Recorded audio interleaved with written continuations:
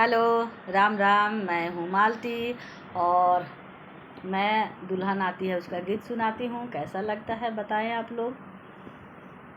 हाथ के सिनुरवा लिहले आमा बाड़ी खा रहे, खोला बाबू पालकी के मड़िया मंगिया बहोर हे, खोला बाबू पालकी के मड़िया मंगिया बहोर हे, खोला बाबू पालकी के मड़िया।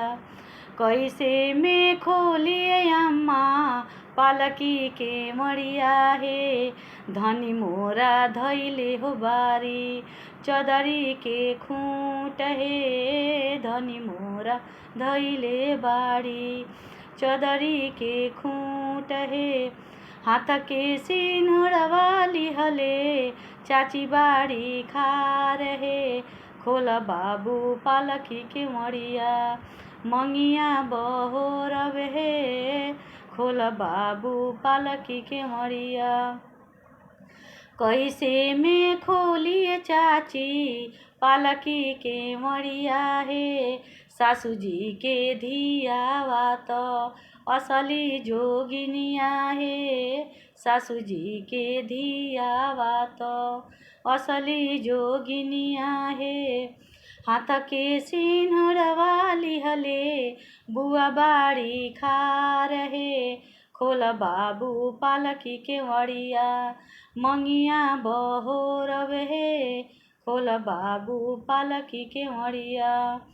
कैसे में खोलिए बुआ पालकी के मड़िया हे, बाएं हो दहीने बाड़ी सुभवा हमार हो, बाएं हो दहीने बाड़ी सुभवा हमार हो।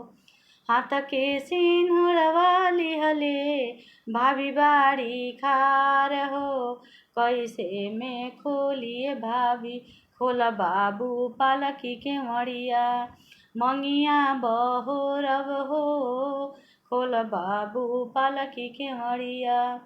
कैसे में खोलिए भाभी पालकी के मड़िया हे, धनी मोरा धैले हो बारी चदरी के खूंट हे, धनी मोरा धैले हो बारी चदरी के खूंट हे। हाथ के सिनुरवा लिहले दीदी बाड़ी खाड़ हे, खोला बाबू पालकी के मड़िया मंगिया बहोर हे, खोला बाबू पालकी के मड़िया।